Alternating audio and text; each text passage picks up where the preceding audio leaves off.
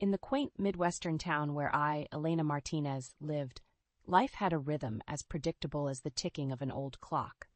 But ever since my mother passed away, that rhythm had been disrupted by the uninvited intrusions of two people: my mother-in-law, Helen, and my sister-in-law, Rachel. They had a knack for appearing at my doorstep just when I craved solitude the most. "You know, Elena, it's quite rude to keep us waiting at the door," Helen would say, with a tone dripping with passive aggression. I could see Rachel smirking beside her, her eyes scanning my living room like a hawk. "Sorry, I wasn't expecting anyone," I'd reply, my voice strained with forced politeness. Their visits had become a dreaded routine. Each time they arrived, they expected to be entertained and catered to as if they were royalty, and I, a mere servant in my own house. "We're just here to keep you company, dear. You must be so lonely without your children," Helen would chide, settling herself comfortably on my couch. Rachel would follow suit, lounging as if she owned the place, and then would come the most irksome part. "Elena, why don't you order us some steaks? We can't have our visit without a proper meal," Rachel would suggest, her voice sweet yet commanding. "But it's almost 4 p.m., I would protest weakly. Helen would wave her hand dismissively. "Nonsense, dear. It's never too late for a good meal. And make sure it's from that expensive place downtown. We deserve a treat, don't we, Rachel?" As I begrudgingly placed the order, watching the numbers on the bill climb, I felt a mix of anger and helplessness. These steak dinners were bleeding me dry, yet I couldn't muster the courage to stand up to them. It was a financial strain I could ill afford, but Helen and Rachel seemed oblivious to my plight. What made it worse was my husband Michael's indifference. Whenever I tried to discuss the matter with him, his responses were dismissive at best. "They're family, Elena. It's just a few steaks. Don't make a big deal out of it," Michael would say, avoiding my gaze. "But it's every day, Michael. And it's not just about the money. They're taking advantage of our hospitality," I would argue, my frustration evident. "Elena, they mean well. You're overreacting," he would conclude, effectively shutting down any further discussion. This pattern continued for 2 long years. 2 years of unannounced visits, expensive meals, and a growing sense of resentment. It felt like I was trapped in a cycle with no escape. But little did I know the real storm was yet to come, a storm that would change everything. The routine continued, each day blending into the next with Helen and Rachel's unrelenting visits. However, one evening as the sun dipped below the horizon, casting long shadows across my living room, Michael came home with a look on his face that spelled trouble. "Elena, we need to talk," he said, his voice unusually stern. Sensing the gravity in his tone, I braced myself. "What is it, Michael?" He took a deep breath and, without any preamble, dropped the bombshell. "My parents and Rachel's family are moving in with us next week. You need to clear out your room." I felt the room spin around me. "What? Michael, this is our home? You can't just decide that without discussing it with me." Michael's expression was cold, unyielding. "It's decided, Elena. They need a place to stay, and it's high time we do our part for the family." "But where am I supposed to go?" My voice cracked, a mix of disbelief and hurt swelling within me. "You figure it out. Maybe you can stay with a friend," he said dismissively. This was my family home, passed down to me from my parents. To be told I had no place in it was more than just an insult. It was a betrayal of the worst kind. I stood there, numb, as Michael continued. "You're always complaining about Helen and Rachel. This way you won't have to deal with them anymore." His words were like daggers, each one cutting deeper than the last. I realized then that the man standing before me was not the Michael I had married. He had become a stranger, one who valued his family over his wife. As Michael walked away, leaving me standing alone in the dimly lit room, a fire ignited within me. A fire of anger, yes, but more than that, a determination to stand up for myself. "I'll clear out the house," I said, my voice steady despite the turmoil inside me. "But not in the way you expect." Michael paused, turning back with a smirk. "I thought you'd put up more of a fight. But if you're being sensible for once, that's good." He didn't understand. He couldn't see the resolve that had taken hold in me. For years, I had been the dutiful wife, bending over backward to accommodate his and his family's whims. But not anymore. The next morning, as Michael left for his business trip, I took my first step towards freedom. I picked up the phone and dialed a number I had found the night before. My voice was calm, my instructions clear. "Yes, I'd like to schedule a pickup for all my furniture and appliances," I said, a sense of empowerment growing with each word.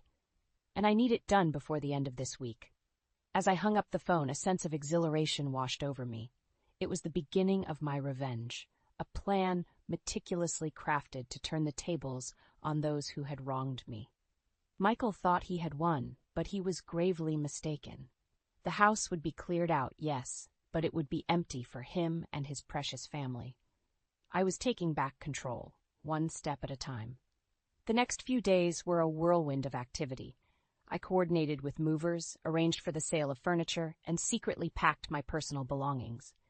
Every item that held sentimental value to me was carefully boxed up, ready to be transported to my new temporary refuge, my son's apartment in the city. As the movers worked, the house began to echo with the emptiness of its soon-to-be barren rooms. Each piece of furniture that left the house felt like shedding a layer of the life I had built here, but with it, a weight lifted off my shoulders. The day before Michael's return, the house stood empty, a hollow shell of its former warmth. I took one last look around, memories flashing through my mind, of laughter, of tears, of moments cherished and now left behind. But this was no time for nostalgia. It was time for retribution. I left a note on the barren kitchen counter, its words succinct. "Michael, as per your request, I have cleared out the house. Good luck with your new living arrangements. Elena." With that, I turned my back on the life I had known and headed to the city, a mix of apprehension and excitement for what lay ahead. Upon arriving at my son's apartment, his welcome was warm but tinged with concern. "Mom, are you sure about this?" he asked, his brow furrowed. "I've never been more certain," I replied, my resolve unwavering. That evening, as anticipated, my phone rang. It was Michael, his voice a cocktail of confusion and rage. "Elena, what the hell have you done? The house is empty." "Yes, Michael, you said to clear out my room. I took it to mean the entire house," I responded coolly. "That's not what I meant, and you know it. Where are you? What about all our stuff?" "I've taken what's mine. The rest is for you to figure out," I said, a sense of satisfaction creeping into my voice. "You can't do this to me, to us." Michael's voice cracked with desperation. "Funny, I thought the same when you decided to kick me out of my own house," I retorted. The line went silent for a moment before Michael hung up. I knew this was just the beginning, but it was a start to taking back my life and dignity. Sitting in the quiet of my son's apartment, I realized this was more than just revenge. It was a statement that I was no longer the Elena who would be walked over and disregarded. This was a new chapter, one where I would be the author of my own story. The next morning, the gray light of dawn filtered through the curtains of my son's apartment, bringing with it a sense of anticipation. My phone rang, the caller ID flashing Michael's name. I answered, bracing myself for the onslaught. "Elena, you've got to come back. This is madness." Michael's voice was a mix of anger and disbelief. "I'm not coming back, Michael. You made it clear I wasn't wanted," I replied, my voice steady. "You can't just sell all our things and leave. What about us? What about our marriage?" The desperation in his voice was palpable. "Us? Our marriage?" I scoffed. "That ended when you chose your family over me in my own home."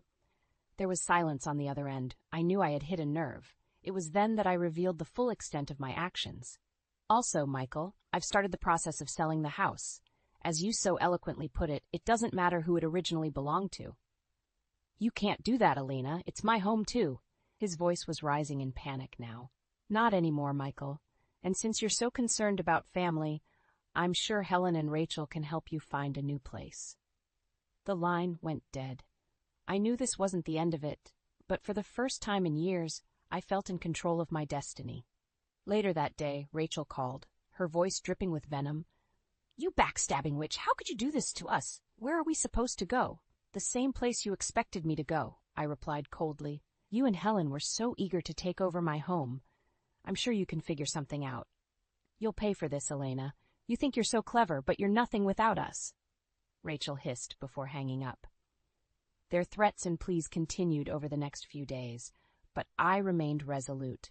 I had spent too many years being manipulated and undermined. It was time they faced the consequences of their actions.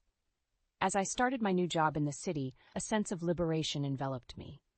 I was no longer the doormat Elena, but a woman who stood up for herself. The drama and chaos of my past life felt like a distant memory as I embraced this new chapter. In the end, my revenge wasn't just about emptying a house or selling off property. It was about reclaiming my self-worth and dignity. Michael, Helen, and Rachel had underestimated me for the last time.